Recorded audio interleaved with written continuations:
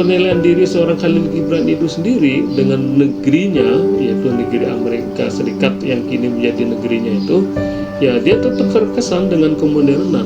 Ya, dia mengagumi apa-apa yang telah dicapai oleh ibu kota dunia. Nah, kita mungkin bisa mengatakan Amerika pada saat itu menjadi kiblat dunia atau salah satu ibu kota dunia. Nah, tapi dia tetap mengatakan bahwasanya di balik kemajuan dan kemodernan yang dicapai oleh manusia, ia tetap berpegang teguh bahwasanya ciptaan Tuhan itu yang berupa langit, berupa bintang, berupa matahari, berupa bulan, berupa kabut, berupa asap, berupa jiwa, berupa hati, yang berupa rasa, itu juga tidak kalah indahnya dari kemajuan-kemajuan teknologi yang pernah dicapai oleh manusia. Oleh karena itu, dia tetap konsisten bagaimana dia untuk mengembangkan jiwa seninya, terutama di kemudian hari ia sanggup melahirkan berbagai macam tulisan-tulisan, novel-novelnya yang tidak pernah padam dari nilai seni yang sangat berkualitas dan dihargai oleh sepanjang generasi yang ada sekarang ini. Baik, dalam tahapan fase kehidupan berikutnya, ini memiliki fase masa kesedihan atau mungkin ya masa bela sungkawa yang pernah dialami seorang Khalil Gibran ya. Karena kalau kita pernah membaca dari beberapa novel-novelnya seperti ini yang pernah saya miliki dan sekarang menjadi koleksi saya, sebagian dari ini memang tulisan-tulisan atau cerita-cerita baik itu berbentuk cerita novel maupun sajak ataupun puisinya, bahkan dalam surat-surat dengan kekasihnya Maiziadah maupun dengan kawan-kawannya, sahabat-sahabatnya dan yang lainnya, ini memiliki nilai yang dapat dikatakan itu sebagai bentuk kesedihan yang pernah dialami dalam masa hidupnya. Nah, ini mungkin juga yang menjadi perhatian saya, karena memang ternyata dalam fase tahapan berikutnya itu ia mengalami beberapa masa kesedihan yang sangat mendalam. Yang pertama itu terjadi pada tahun 1902 saat saudara perempuannya yang bernama Sultana itu kemudian tiba-tiba meninggal. Kemudian setahun berikutnya saudara laki-lakinya yang bernama Peter juga meninggal, dan di puncak dari kesedihannya terjadi pada tahun yang sama, tahun 1903, ibunya yang sangat ia kagumi, ibunya yang sangat ia hormati, ibunya yang sangat ia sayangi juga meninggal. Nah, 3 orang yang hidup bersama beberapa tahun lamanya hingga akhirnya meninggalkan dia, mungkin sangat meninggalkan bekas-bekas yang sangat mendalam. Nah, inilah salah satu latar belakang kenapa seorang Khalil Gibran itu dalam menuliskan cerita-cerita ataupun novel-novelnya itu seringkali diliputi dengan berbagai macam merasa kepedihan yang sangat mendalam. Nah, seperti apa misalnya seorang Khalil Gibran itu mengagumi seorang ibu, seperti apa dia itu menempatkan posisi seorang ibu, atau mungkin dengan bahasa lain itu seorang mama, seorang ummi, seorang emak, atau mungkin dengan sebutan-sebutan yang lainnya. Dia memiliki beberapa penggalan-penggalan kalimat, beberapa penggalan-penggalan kata yang sangat mendalam ya. Di antaranya adalah dia menceritakan bahwasanya kata ibu atau kata ummi, kata mama ya, kata-kata yang menunjukkan dia seorang sebagai emak, seorang ibu, itu adalah kata yang sangat paling indah. Kata yang terindah di dunia adalah kata itu ya, kata ibu. Lalu kemudian kata ibu juga adalah sebuah kata yang bisa satu-satunya mengungkapkan rasa kepedihan seseorang.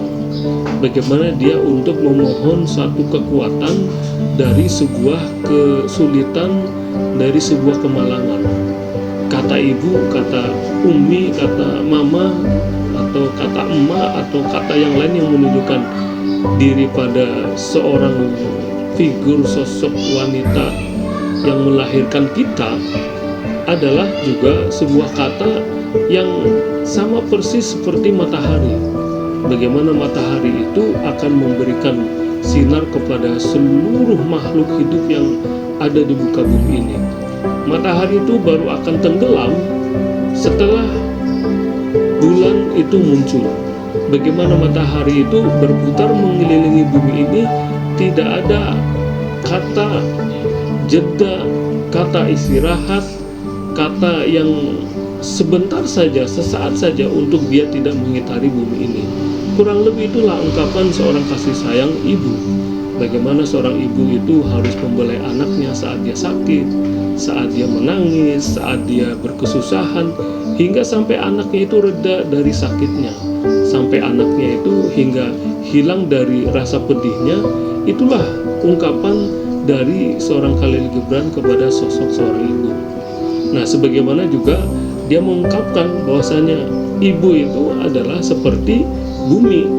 Bumi untuk siapa? Bumi untuk tumbuhan, bumi untuk tanam-tanaman yang ada di atas tanah ini. Karena tanpa ada bumi, yang namanya tumbuhan, tanaman-tanaman itu tidak akan hidup.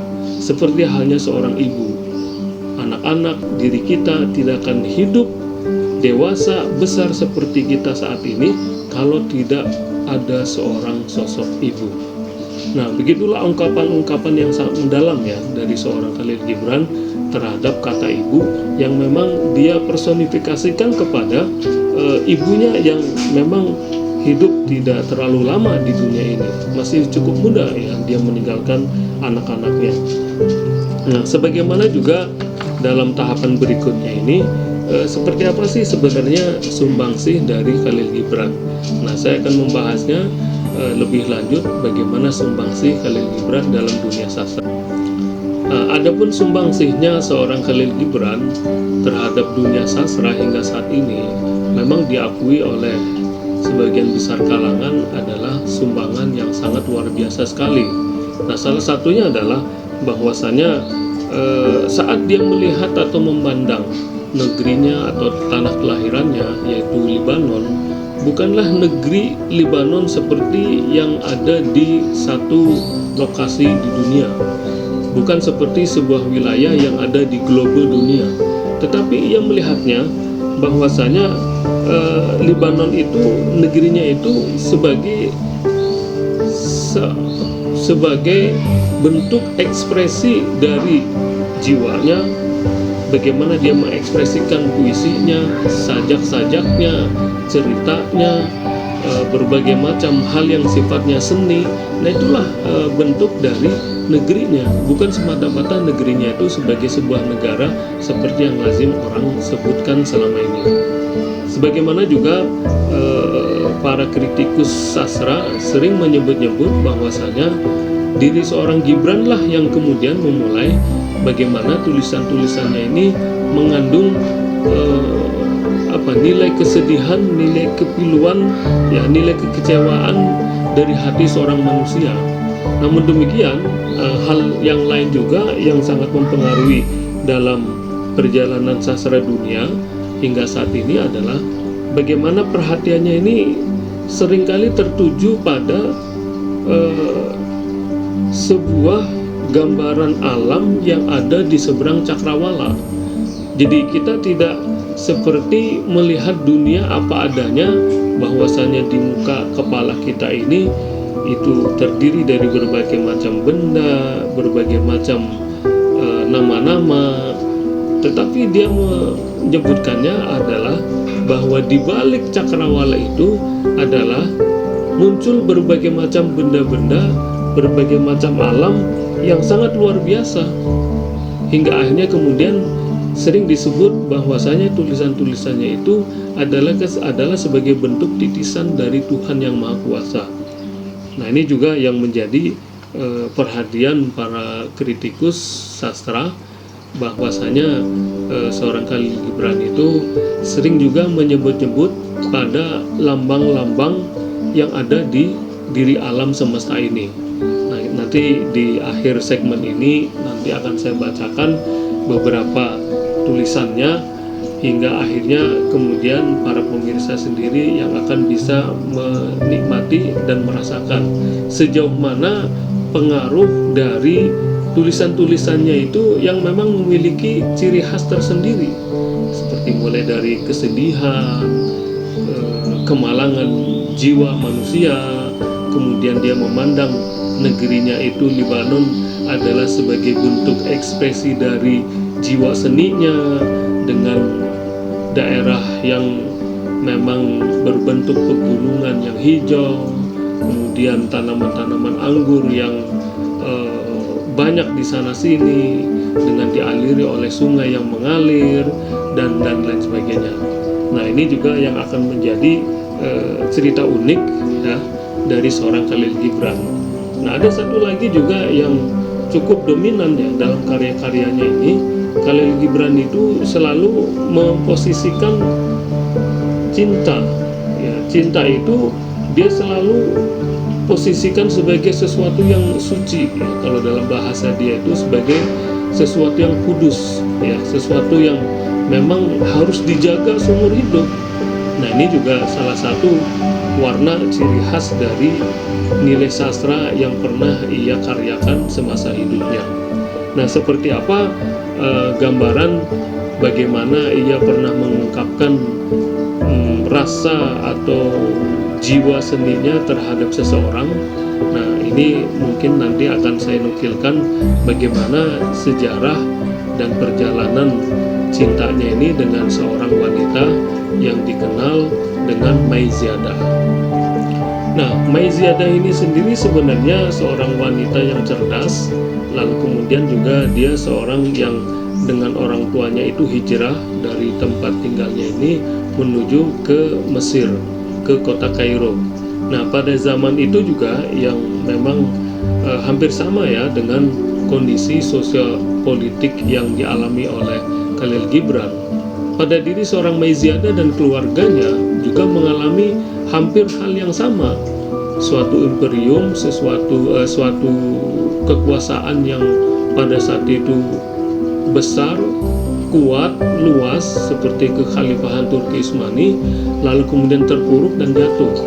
Nah, mungkin gambarannya seperti yang tadi pernah saya ilustrasikan ya, bagaimana terjadi eksodus, perpindahan, kemudian tingkat kesejahteraan juga yang menurun hingga akhirnya harus mencari tempat ke wilayah lain. Nah, salah satunya adalah keluarga dari seorang Maiziadah. Nah, Maiziadah ini sendiri adalah seorang wanita aktivis dalam bidang sastra, seorang penulis, hingga akhirnya berkenalan dengan seorang Khalil Gibran ya. Lalu kemudian mereka menjalani sebuah hubungan lewat surat menyurat. Yang satu adalah Khalil Gibran tinggal di Boston, kemudian pindah ke kota New York, Amerika Serikat. Sementara satunya lagi adalah Maiziadah yang memang tinggal di Kairo, Mesir. Nah, Kairo Mesir ini juga termasuk salah satu provinsi dari wilayah Turki Utsmani yang kemudian akhirnya memerdekakan diri, seperti juga negara-negara Arab lainnya atau provinsi-provinsi Arab lainnya dengan ibu kota Kairo. Nah, adapun Kairo atau negeri Mesir ini sendiri adalah di zaman runtuhnya kekuasaan Islam yang besar pada saat itu, Turki Utsmani, memang dikenal sebagai salah satu ibu kota negeri Arab yang ada di Timur Tengah ini, yang sering jadi rujukan, baik itu ibu kota ilmu pengetahuan, ibu kota seni dan budaya, ibu kota dari bidang-bidang yang lainnya ya, ilmu pengetahuan secara umum dan sebagainya. Maka dari itu banyak para seniman-seniman, para ilmuwan-ilmuwan ya, kemudian juga para tokoh-tokoh di berbagai macam bidang itu banyak tinggal dan hidup di kota Kairo, negara Mesir itu sendiri. Salah satunya adalah Maiziadah. Lalu kemudian bagaimana kiprahnya atau perannya dalam kehidupan seorang Khalil Gibran? Nah, dalam perjalanan berikutnya memang ia memiliki hubungan yang cukup unik dengan Khalil Gibran ya. Jadi menjalani hidup dengan surat menyurat selama bertahun-tahun. Nah, ada satu hal yang mungkin ingin saya ungkapkan di sini bagi masyarakat kaum milenial sekarang ini, sepertinya tidak pernah merasakan bagaimana rasanya mengalami hubungan dengan orang lain lewat surat, lewat secarik kertas atau sekian lembar yang dimasukkan dalam amplop, lalu kemudian ditempelkan perangko, ya, kemudian kita kirim ke kantor pos, dan kemudian kita tujukan ke orang tersebut tujuan kita, entah itu sahabat kita, saudara kita, keluarga kita, atau mungkin sahabat pena kita. Ya, untuk zaman sekarang sepertinya tidak pernah merasakan. Nah, bagi yang pernah merasakan, bagaimana rasanya untuk menjalin hubungan lewat surat, itu sangat luar biasa sekali.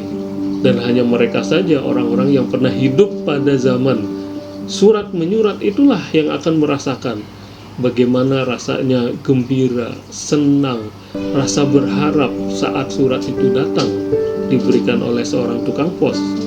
Lalu bagaimana kita rasa kecewa, rasa menunggu, rasa berdebar-debar bahwasanya surat kita itu kok juga belum kunjung dibalas oleh seorang tersebut. Apalagi kalau seorang itu adalah seorang kekasih hati kita. Bagaimana perasaannya? Anda bisa bayangkan seorang Meiziadah dengan seorang Khalil Gibran itu menjalani masa surat menyurat itu. Dari seorang Khalil Gibran itu hijrah ke Amerika Serikat kurang lebih tahun 1900-an ya, setelah kembali dari Prancis.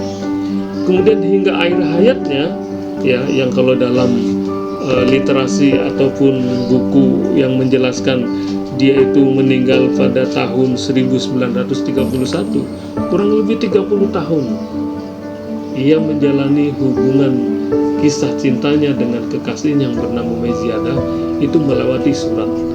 Anda bisa bayangkan begitu saat diberitakan Khalil Gibran itu meninggal, apa yang terjadi pada diri seorang Meiziadah?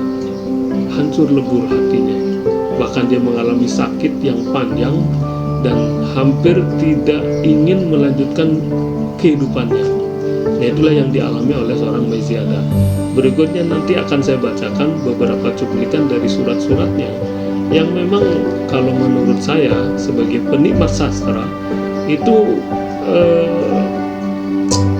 bagaimana seorang Khalil Gibran itu menuliskan dalam bentuk narasi-narasi bahasa-bahasa yang majazi, bahasa-bahasa kiasan, bahasa-bahasa hiperbola, bahasa-bahasa metafora, dan berbagai macam ini ya, teori sastra yang kita kenal sekarang ini. Berikutnya nanti akan saya bacakan bagaimana cuplikan beberapa suratnya yang ditujukan kepada Meiziadah yang menurut saya ini memiliki ya nilai keindahan seorang Khalil Gibran di masa hidupnya.